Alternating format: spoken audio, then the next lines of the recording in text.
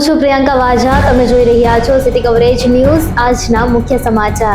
જૂનાગઢમાં હાઉસિંગ બોર્ડના જર્જરિત મકાનો ખાલી ન કરાતા મનપાએ પાણીના કનેક્શન કાપી નાખતા કાળઝાળ ગરમીમાં રહેવાસીઓમાં ભારે રોષ ફેલાયો હતો. ગરીબ પરિવારો પાસે વૈકલ્પિક આશરો ન હોવાથી તેઓએ કોર્પોરેશન કચેરીએ દોડી જઈ આવેદનપત્ર સાથે ઉગ્ર રજૂઆત કરી હતી અને દિવાળી સુધીમાં 50% રિનોવેશન પૂરું કરવાની ખાતરી આપી હતી. શહેર કોંગ્રેસ પ્રમુખ મનોજ જોશીએ આ નિર્ણયને તગલખી ગણાવ્યો હતો. જોકે સ્થાનિકોની રજૂઆત સાંભળીને કમિશનર પ્રભવ જોશીએ માનવતાવાદી અભિગમ અપનાવી સાંજ સુધીમાં પાણી પુરવઠો પુનઃ શરૂ કરવાનો આદેશ આપ્યો હતો. જૂનાગઢના સુખનાથ ચોક કુંભારવાડા વિસ્તારમાંથી 17 વર્ષ અને 2 મહિનાની સગીરાનું અપહરણ થવાની ઘટના સામે આવી છે. કોઈ અજાણ્યો શખ્સ સગીરાને લલચાવી ફોસલાવીને વાલીના વડપણમાંથી ભગાડી ગયો હોવાની ફરિયાદ નોંધાઈ છે. આ મામલે એ ડિવિઝન પોલીસ સ્ટેશનમાં ગુનો દાખલ કરવામાં આવ્યો છે અને એ ડિવિઝન પીઆઈ YN સોલંકી કાયદેસરની કાર્યવાહી હાથ ધરીને સગીરા તેમજ આરોપીની શોધખોળ શરૂ કરી છે. જૂનાગઢની ચૈતન્ય ટેકનો સ્કૂલમાં ધોરણ 7માં ભણતી 13 વર્ષીય પંછી રાહુલભાઈ હિરાણીએ હિમાચલ પ્રદેશમાં યોજાયેલી 28મી ઓલ ઇન્ડિયા વાડોકાઈ કરાટે ચેમ્પિયનશિપની કાતા ઇવેન્ટમાં ગોલ્ડ અને કુમિતે એટલે કે ફાઇટમાં સિલ્વર મેડલ જીત્યો છે. અગાઉ સોમનાથમાં રાજ્ય કક્ષાએ પણ ગોલ્ડ મેડલ મેળવી ચૂકેલી પંછીએ હિરાણી પરિવાર અને વંથલી પંથકનું ગૌરવ વધાર્યું છે અને હવે તે નવેમ્બરમાં વડોદરા ખાતે યોજાનારી ઇન્ટરનેશનલ સ્પર્ધાના સિલેક્શનમાં ભાગ લેશે. જૂનાગઢમાં 2 જૂનની સાંજે નરસિંહ મહેતા સરોવર ખાતે મહાનગરપાલિકા દ્વારા પદ્મશ્રી દિવાળીબેન ભીલની જન્મ જયંતિ નિમિત્તે ભવ્ય સંગીત સંધ્યા યોજાઈ હતી, જેમાં ભજનીક રાજુભાઈ ભટ્ટ અને નીરુબેન દવેની ટીમે દિવાળીબેન ભીલના અમર લોકગીતો રજૂ કરીને શ્રોતાઓને મંત્રમુગ્ધ કર્યા હતા.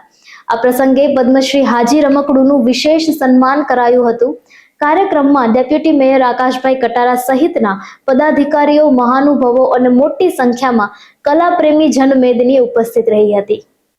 5 થી 7 જૂન દરમિયાન રેસકોર્સ મેદાન ખાતે બાગેશ્વર ધામના ધીરેન્દ્ર શાસ્ત્રીની સનાતન સેતુ હનુમાન કથા યોજાશે, જેની સામે એડવોકેટ પરસોત્તમ પીપળિયાએ તંત્ર મંત્રનો પડકાર ફેંકી અને જિગ્નેશ મેવાણીએ રાજકીય આક્ષેપો કરી અને વિવાદ સર્જ્યો છે.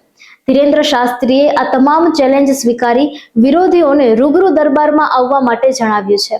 નોંધનીય છે કે ભારે સુરક્ષા વચ્ચે યોજાનારા આ ડિજિટલ આયોજનમાં ઈંધણ બચાવવા માટે માત્ર ઇલેક્ટ્રિક વાહનો EVનો જ ઉપયોગ કરવાની ખાસ પહેલ કરવામાં આવી છે.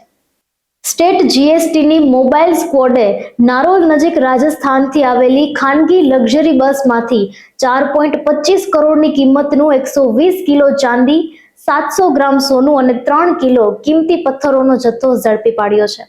GST વિભાગની આ અત્યાર સુધીની સૌથી મોટી કાર્યવાહી ગણાઈ રહી છે. બાતમીના આધારે બસની ડેકીમાંથી આ બિનહિસાબી સામાન જપ્ત કરાયો છે અને અધિકારીઓએ આગામી દિવસોમાં પણ આ પ્રકારનું કડક ચેકિંગ ચાલુ રાખવાની જાહેરાત કરી છે. વડાપ્રધાન નરેન્દ્ર મોદી 5 જૂને સુરતની મુલાકાતે આવી રહ્યા છે, જેને લઈને સુરક્ષા વ્યવસ્થા સજ્જ કરાઈ છે. તેઓ હજીરા સ્થિત L&T પ્લાન્ટમાં મેક ઇન ઇન્ડિયા અંતર્ગત બની રહેલા ડિફેન્સ પ્રોજેક્ટનું ઇન્સ્પેક્શન કરશે અને ત્યારબાદ ઇન્ડોર સ્ટેડિયમ ખાતે વિશાળ સભાને સંબોધશે.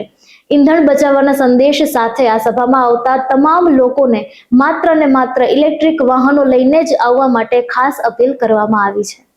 બારડોલી નજીક મહારાષ્ટ્ર પાસેની 2 બસો વચ્ચે સર્જાયેલા ગમખ્વાર અકસ્માતમાં 5 થી વધુ મુસાફરોના કરુણ મોત નીપજ્યા છે.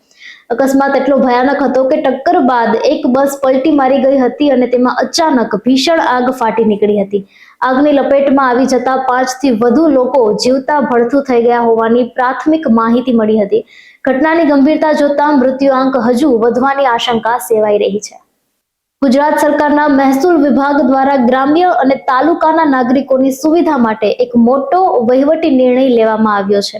જમીન દફતર ખાતા હેઠળની જમીન દફતર નિરીક્ષક વર્ગ 2 સંવર્ગની જગ્યાઓને જિલ્લા કક્ષાએથી વિકેન્દ્રીકૃત કરીને તાલુકા કક્ષાએ કાર્યરત કરવાનો સત્તાવાર ઠરાવ બહાર પાડવામાં આવ્યો છે.